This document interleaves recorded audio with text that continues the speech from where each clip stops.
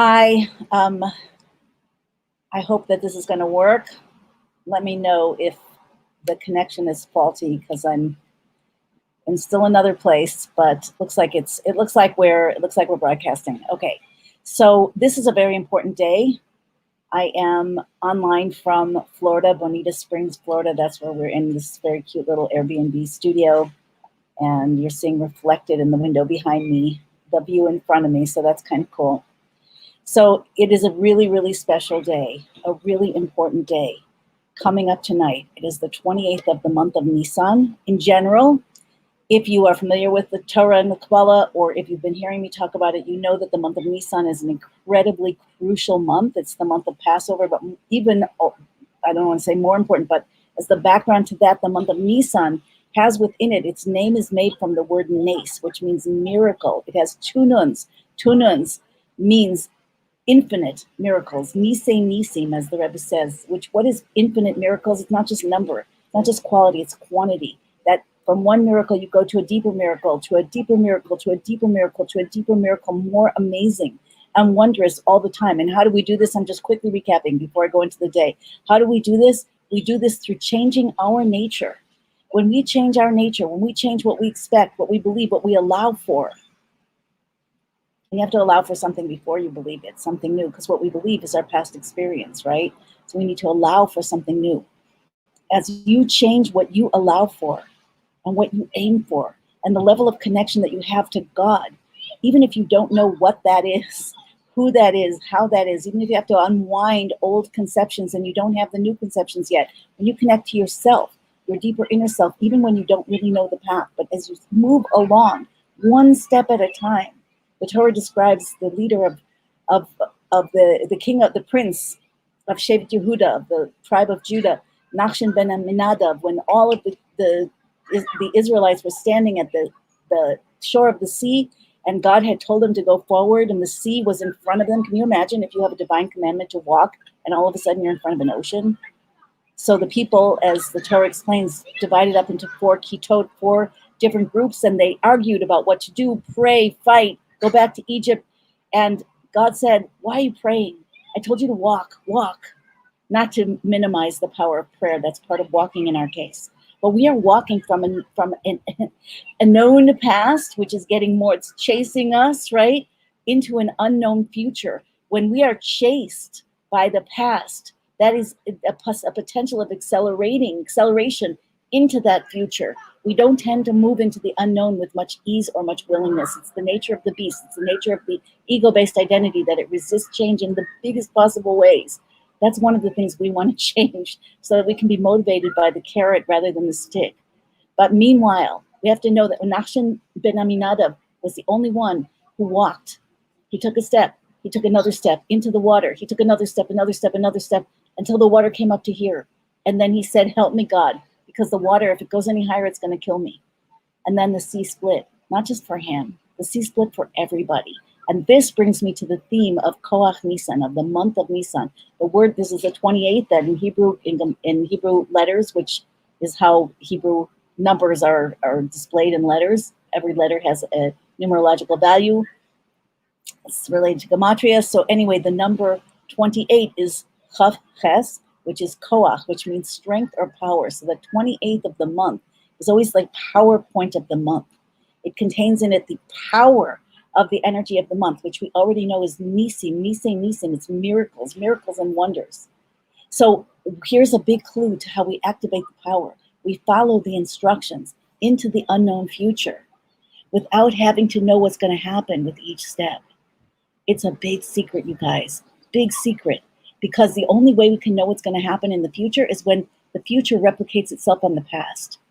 So that's why we, by the way, tend to stay in what we call our comfort zones, as uncomfortable as they may be, with the known. That's why we so resist, and you may find yourself as the vast majority of human beings who wants to do things, wants to try things, wants to accomplish things, but isn't comfortable because you don't know how it's going to turn out. You're not sure how to do it.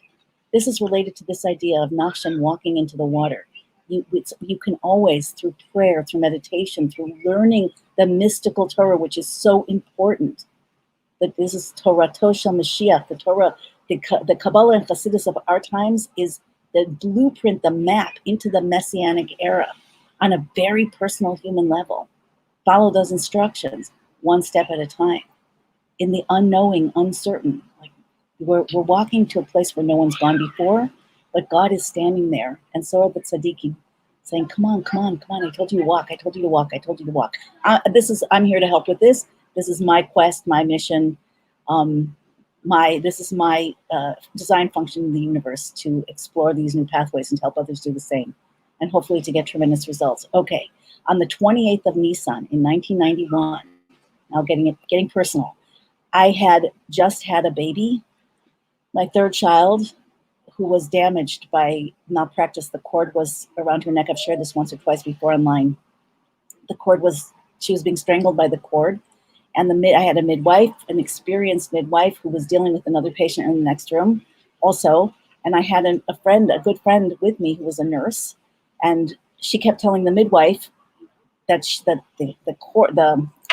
belt, the monitor, that the heartbeat was going down or going away with each contraction. The midwife thought that the belt slipped, whatever the case may be.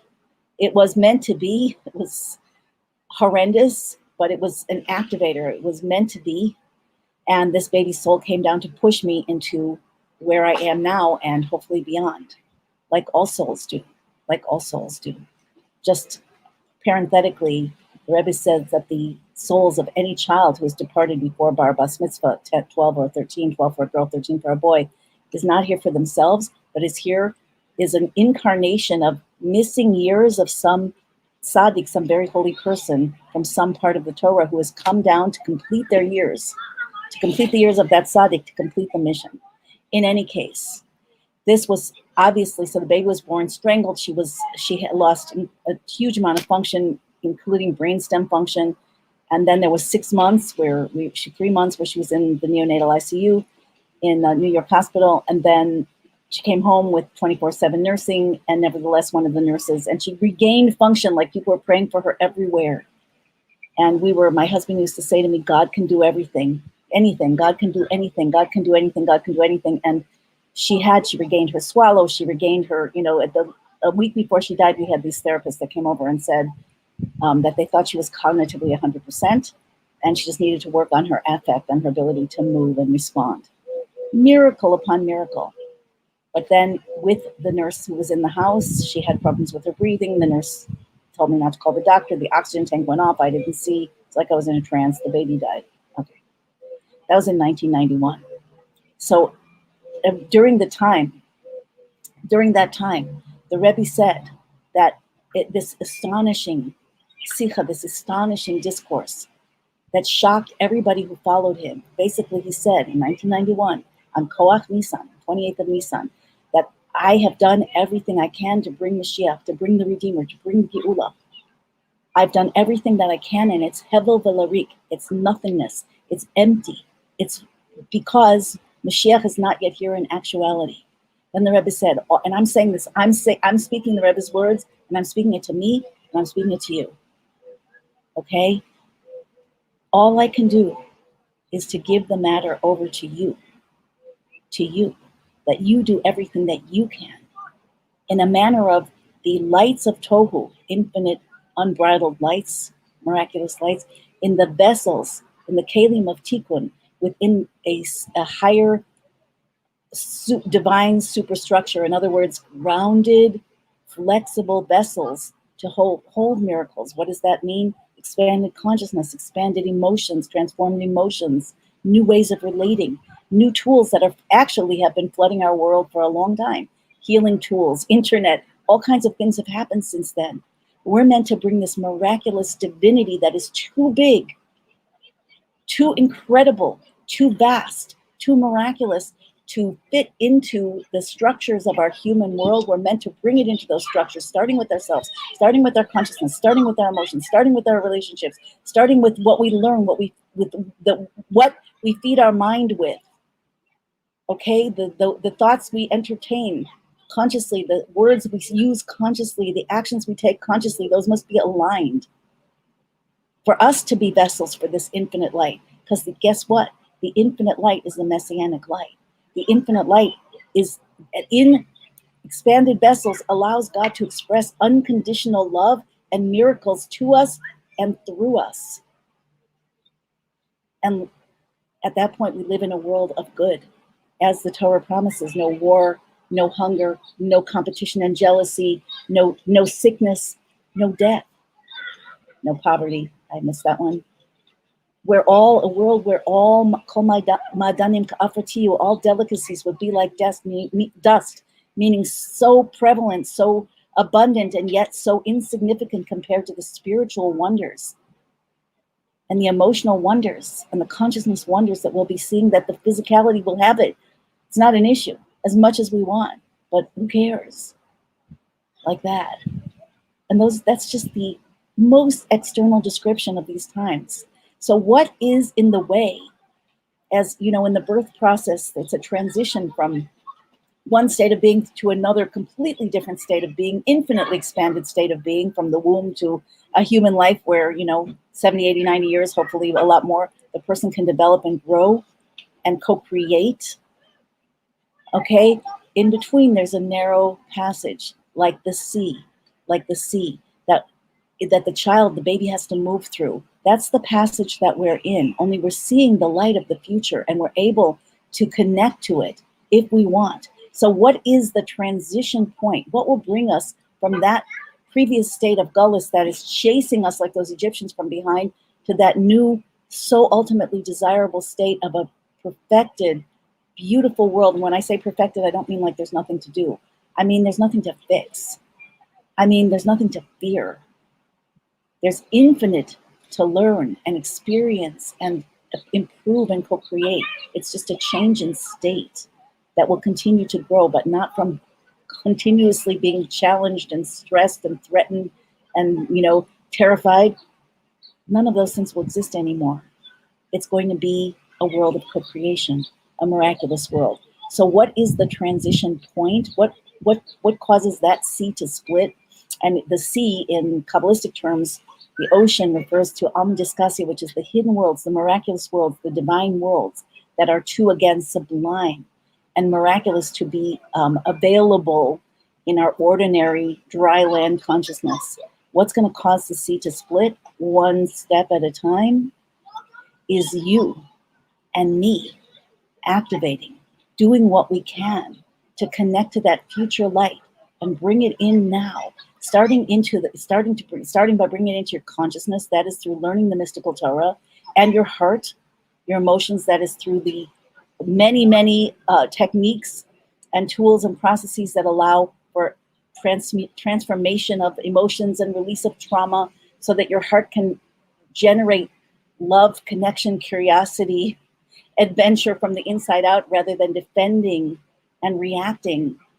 We all come by that trauma and that defensiveness, honestly, but it's connected with gullus. We need to up-level it. We need to upgrade it. We need to transmute it. Now is the time. And then on the action level, thought, speech, and action, finding new tools, learning new tools, applying them to create new things without really knowing how. In other words, you're walking into the sea and you're doing it with a sense of wonder and delight. Now, I've said before in previous recent lives that quoting the Rebbe, every Rosh Chodesh Nissan, every year when the beginning of Nissan comes in, the month begins, it's a Rosh Hashanah. It's not the Rosh Hashanah that we typically celebrate on the 1st of Tishrei. It's a Rosh Hashanah that is on the other half of the year that corresponds to that, Rosh Hashanah of miracles and redemption, so that on the playing field of the natural world and the laws of nature, we now superimpose, activate divine power and miracles, redemption. That's up to each one of us. We are literally channels that connect heaven and earth, that connect soul and body, God and humanity, future and past, or future and present.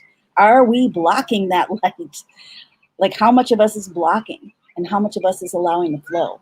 And that's our job to change through our consciousness, our thought, our speech, our actions, our prayer, our connection, and our walking, our following our instructions. And I must add, taking personal responsibility. Because, we're taught, as the Rambam, as Maimonides says, that every person said hundreds of years ago already, that the world every person is obligated to look at the world as if it's perfectly balanced, like a balanced scale between good and evil, between righteousness and the opposite, and therefore know that his one good action, his one good word, or even a one positive thought can tip the scales. The thing is, there is a missing something or other in this entire circuit. That's why we're still experiencing challenge, but there's not very much missing. It could be that one good thought, that one good action, word, or thought resides in you and in your design function. Because when you have a vast circuit of like billions of parts, and all of them need to be connected in order for the lights to go on, and the electricity is ready to flow. It's just the circuits, like we're the channels between heaven and earth. Are we blocked or are we connected? And not all of us are blocked. Many pieces of this circuit are already established and they're done. It doesn't take perfection. It just takes enough. And that's also a big secret. So what is your divine design function in the universe? If you would really allow yourself to ask that question, to experience an answer, what is your design function in the universe? And what's in the way? What will it take for you to activate it? Are you willing to do that without knowing exactly how, without knowing if it's going to turn out, even if you're not so comfortable? Are you willing to say, we know that we all have a spark of the Redeemer, of the ultimate central soul within the core of our own soul and heart? And what if yours is the last one that needs to be activated to connect the entire circuit? Like we don't know in which haystack that one needle is, and maybe it's more than one, but not that many. We're really, really far along here. There is an entirely new influx of divine potential for miracles and redemption in the world now, coming in from the 1st of Nissan, being vastly activated and brought down during Pesach, Passover, and then now we're at Koach Nissan. We're at the power button of Nissan, the power point. And you want to connect to that power.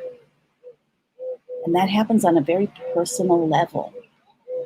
So I want to say also that we have to ask ourselves, what is the Geula? What is the Messianic redemption? What is Mashiach? What does that mean? What does that look like?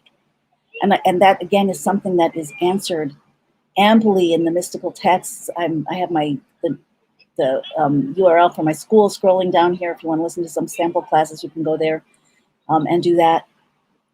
Just listen to those for free. Get a sense. There are many other sources, Happy to be your guide. There are many other guides, many sources online and elsewhere. But what is the world of Mashiach? What is the Messianic world? Again, it's not just, biblical prophecy fulfilled like in a movie, like the movie Exodus. Those things happened, believe it or not. But that's not the state that we're going forward to. We're going forward into new dimensions.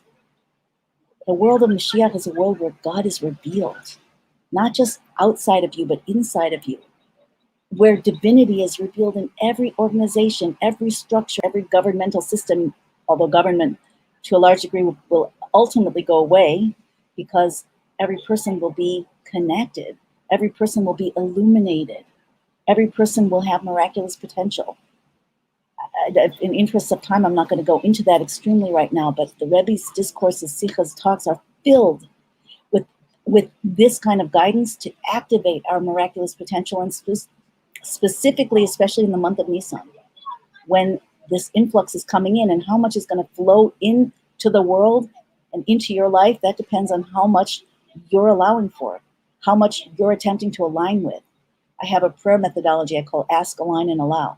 So visualize what you want, learn about it, visualize it, not like some, TV show, not like some, boring, like goody world, but what would it be like to live in a world where you don't have to be afraid, and where all of the potential that exists and continues to flood in is in no danger of being corrupted or misused, where no one exploits anyone.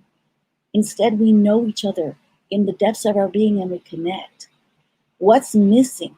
This already is one of the big secrets, one of the things that Hasidus talks about a lot, repeats over and over, is the phrase, Ani Havaya Lo Shanisi. I, God says, am Havaya. I am an infinite God.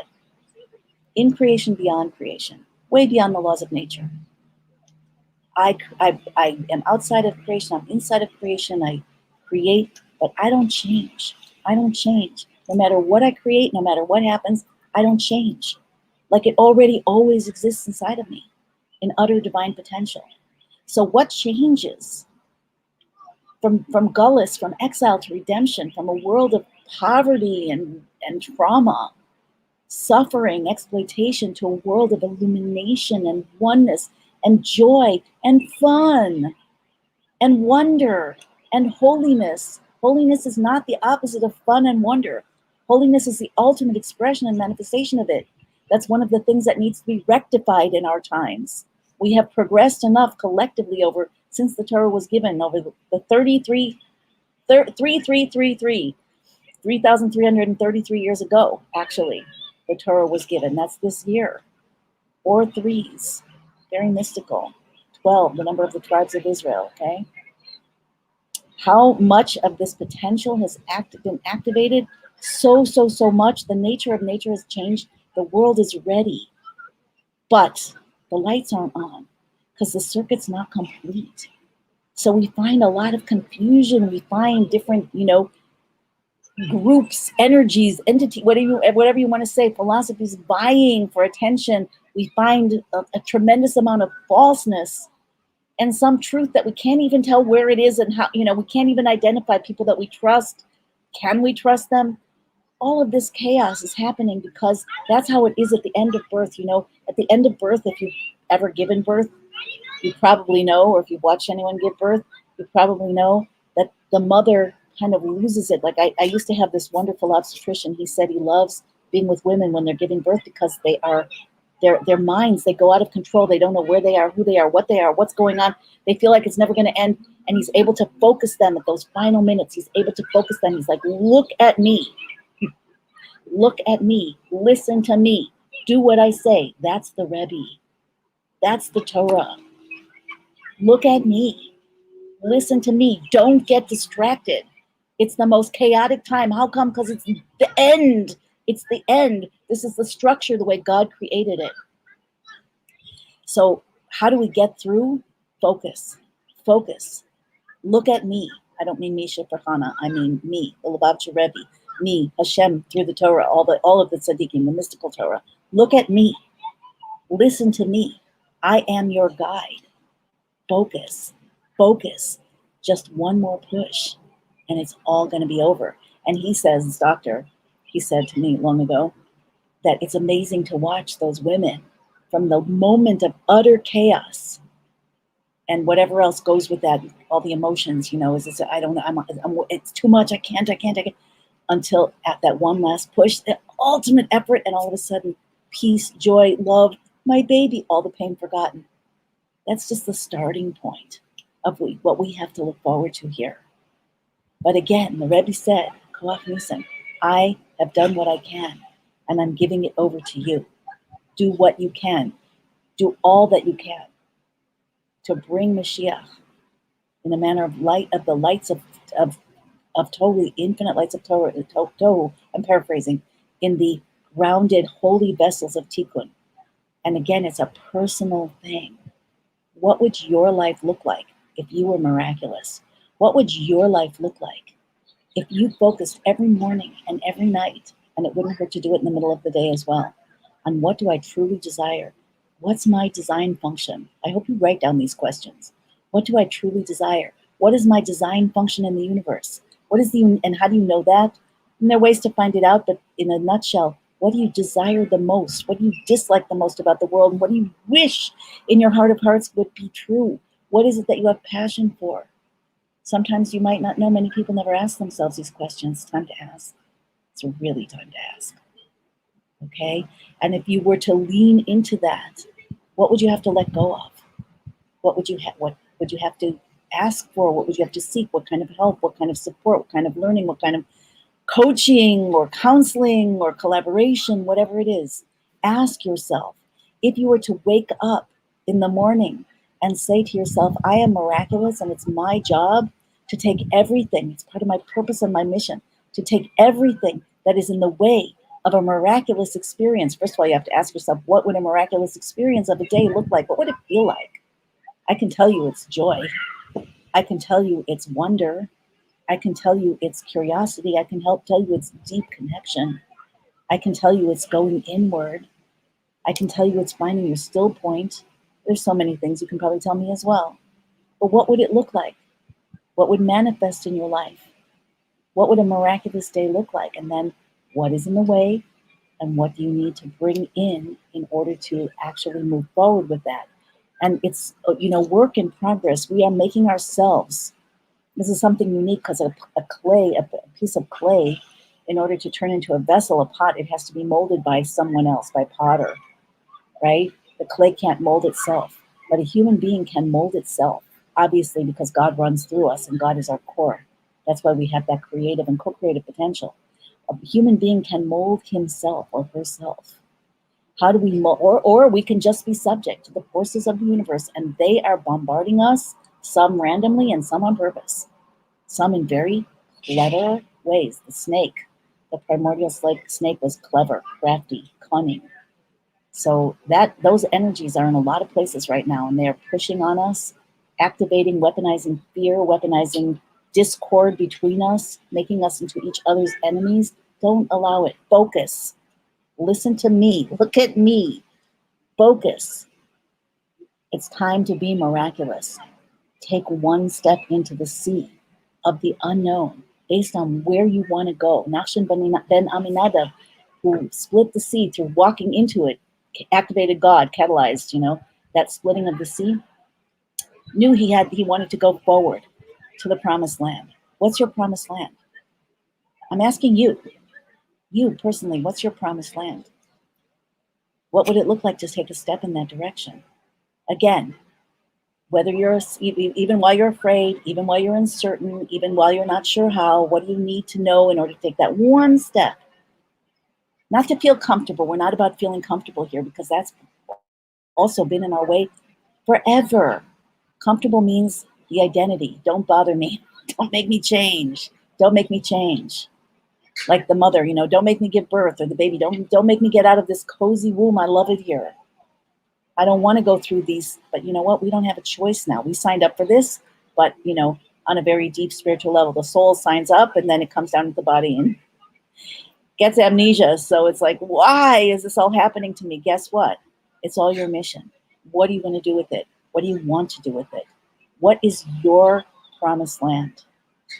So all that's missing now, the light is here. God never changes. The time is now. Our cumulative mitzvahs, as the Rebbe said in 1992, there have been enough sparks elevated through the mitzvahs, tikkun olam, that we're in a new era now.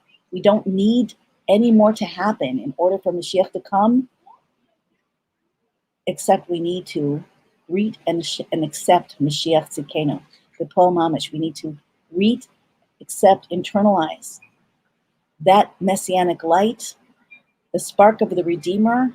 We need to understand it as best we can. We need to live it and be it. Remember that the spark of Mashiach, of the Redeemer, is also a spark, is in the core of your soul.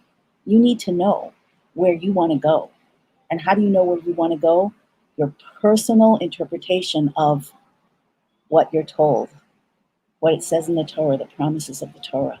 What would a redeemed world look like to you? Not just in the world, not just in government, not just in medicine, not just in community, technology, social issue, whatever, in your life, in your body, in your emotions, in your thought, speech, and action. That's what it's about. It's time to bring it home, you guys. It's time to bring it home. So Koach Nissan starts tonight. And one last thing I want to I forgot to say, in your relationship with God, that's where it comes home. It's about the relationship. I'm losing battery on my computer. Koach Nissan starts tonight. I am in Florida right now, so it's not, Israelis already in Shabbat. Don't waste the time. It starts tonight, goes through tomorrow and tomorrow night. If you're listening to this after the fact in Israel, it goes through the next night and through the end of Nissan. You need to activate it, and you need to know where you're going, and then take that first step. I have a lot to share, a lot of support to give. So go check out those free classes if you want to. Contact me if if you're looking for that support, or find a group to work with, or find a leader, a mentor, a class, a teacher that you're interested in, or whatever kind of support you need. What is your design function in the world? What is the promised land to you? Receive that energy. Pray and connect. That's the message for today. See you on the other side. Lots of love, everybody. Take care. Shabbat shalom.